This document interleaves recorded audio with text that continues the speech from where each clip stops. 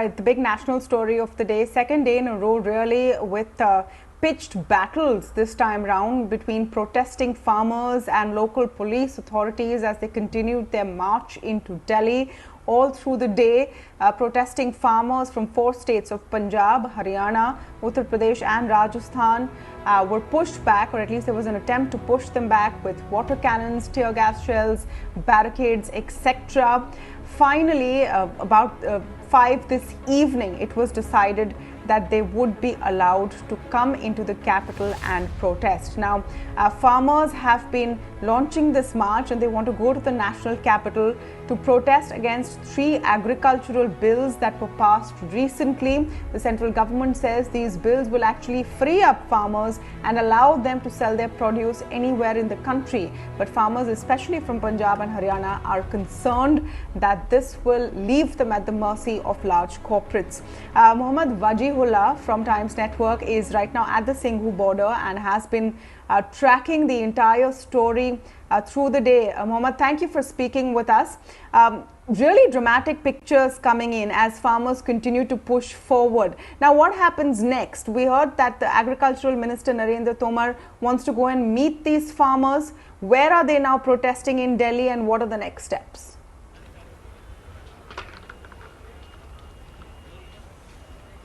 Well, indeed, it was an hectic day for these farmers. They were relentless. They were coming from different parts of Punjab and Haryana. And right now, they're right behind me. You can see there are police officers who are stationed here. And right behind this are those farmers who have been stationed there. Now, what is the next plan of action for these farmers is that the government, the central government has asked them to come and meet them in Delhi, a delegation of farmers to come there and meet them. But these farmers want everybody to move from here and be spotted at a place. Now, the government has also given them another spot in Burari. There's a huge field over there, and they've also told them to shift themselves over there.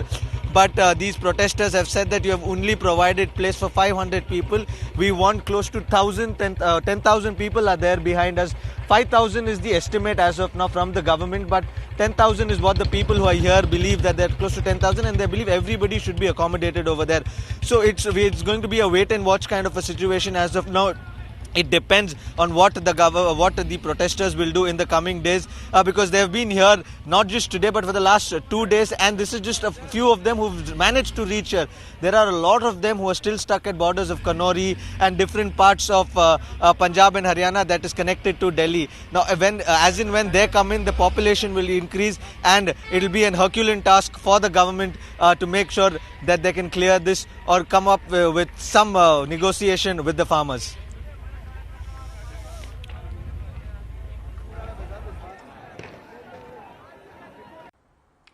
Now, why exactly are farmers protesting if these bills and these new agricultural laws are supposed to change things for them for the better? Is there a reason that it's largely farmers from the states of Punjab, Haryana and Uttar Pradesh? We all know that farmers from Punjab and Haryana are larger farmers, more well-to-do. There is an accusation that there are political compulsions and conspiracies behind all of this.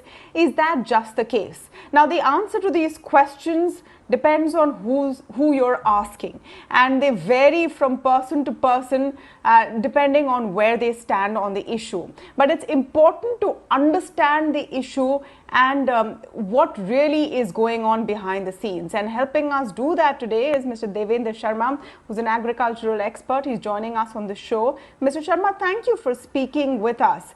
And now, very simply put, why have these protests suddenly come to a boil once again a few months after the agricultural laws have been passed? Well, I think the answer is very clear. When the laws were brought in by way of first ordinance, and of course the way they were passed in Parliament, and eventually when the entire mechanism of putting them into a legal framework came about, farmers were never consulted. the major stakeholders are the farmers, and they were not consulted. And the impression is that these laws are going to benefit the farmers. So the farmers' question is that they were not even consulted, A, and B, these laws actually benefit the corporate sector, and which they fear will actually be exploiting them in the years to come. So the farmers are actually demanding that they need an assured price and an assured income, and that is what they are asking for. And they know that in the years to come, or in the months to come, first of all, the private sector, when it sets in, would be exploiting them to the hilt. That is what the experience everywhere is. So that is where the worry is. No, but Mr. Sharma, what are these fears based on? Because as far as the issue of minimum support price is concerned, it's been clarified not once or twice, but several times that this is not going to impact the minimum support price system. That system will continue to prevail. And it's not mentioned in the law anywhere that the minimum support price ends.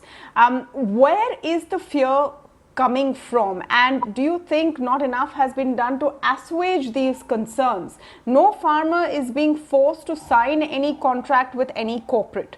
A farmer still has the choice to go and sell in mandis or in APMC markets even now. So it's very difficult for those outside the agricultural sector to actually understand what the issue then is. Well, the issue is very clear, and I think people who are outside the agriculture sector need to understand that this promise of ensuring that farmers will get the minimum support price both inside and outside the APMC regulated markets is not true. What the law says is that within the APMC market, farmers would be, of course, getting the MSP, but outside the APMC market, the trade can come, the business can come and buy without paying any taxes and so on and so forth, which means that gradually the APMCs will become redundant. And this is an experience born by experience, and farmers understand this process. At the same time, they're also worried that minimum support price is something that is being targeted, and gradually the MSP will also fade away. Although the commitment now is that, we are not touching MSP or APMC, but that's how it works. I remember a Govinda advertisement which said "Jor ka jhatka dheere se," and that is what the farmers are talking about. Gradually it's going to go away, and that is their worry. So why can't we, within those three laws, also insert a line which says that MSP will become a legal instrument for farmers? That is what the farmers are demanding.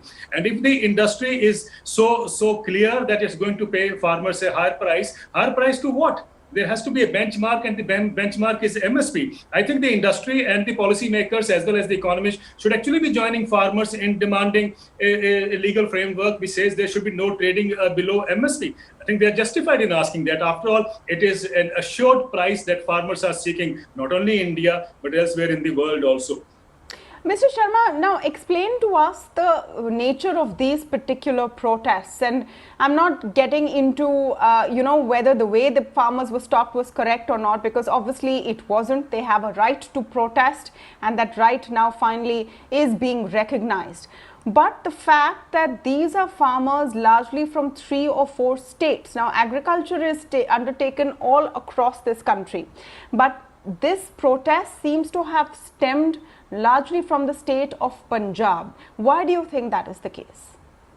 Well, I remember some years back when Sharad Pawar was the agriculture minister, he made a statement in parliament where he said 71% of India's farmers do not know what MSP is or don't understand the concept of MSP. If 71% farmers do not know, how do you expect them to really stand for a demand which they're not even aware of?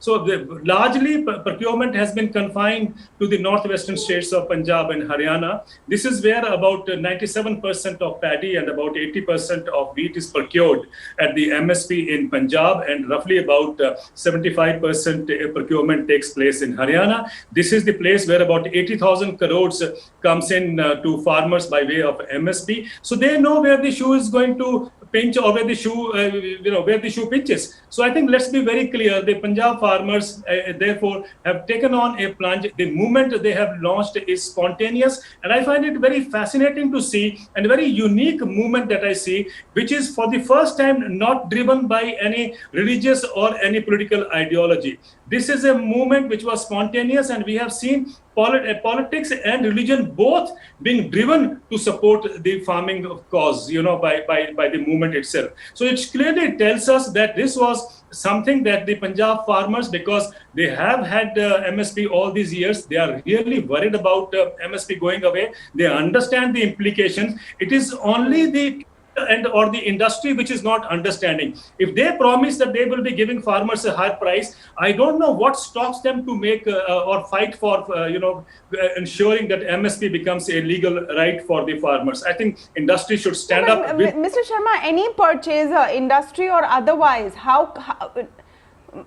no, Mr. Sharma, if I may come in, and it's not about taking sides, it's about understanding. Any purchaser, a corporate, an industry, a cooperative or any kind of body cannot promise a price in advance. It depends on the product, the circumstances, the open market. It is only the government which comes in with a minimum assured price. And there are many who question the efficacy of that system because it's limited only to certain crops. It doesn't help everyone, and it's driving agriculture in a strange situation where there's overproduction of those crops which have MSP. My question is that are these demands really in the interest of farmers, all farmers? Well, I think the promises being made on the other side, I would say, are completely not in the interest of farmers. Let me make it very clear. They promise that the supply demand will work for the benefit of farmers. They promise that there investment coming in to help farmers. This hasn't worked anywhere in the world. If you look at America and Europe, from where we have borrowed these failed policies, even their farmers are in great distress. And if markets are surviving there, open markets are still, in existence in America, it is primarily because massive agricultural subsidies are pumped in agriculture production as well as in agriculture exports. So if that's a failed model that has failed everywhere in the world, please tell me how will it work in India? So why should we take on a failed model from America and Europe? I don't understand. Why don't we borrow or we try to a model that exists in India? Look at Amul Dairy. Amul Dairy, every consumer, whatever he spends his milk, price for milk, 70 to 80% goes to farmers. Now, why can't we expand that network instead of bringing the corporates to really squeeze farmers? In America, for every food dollar, only 8% is what goes to farmers. The share of farmers is only 8%.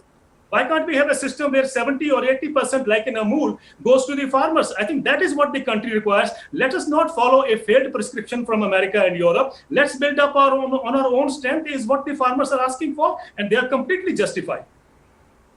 It's very interesting that you talk about Amul because the chief of Amul, Mr. Sodhi, has said several times that he backs the laws and he thinks that it will really help farmers in other sectors like the Amul cooperative movement has helped dairy farmers. So again, like I said, so many different opinions on this issue, but at the end of the day, the fact that we have to face that it's important that those who are impacted first are on board, and in this case they are farmers from the wheat bowl of India.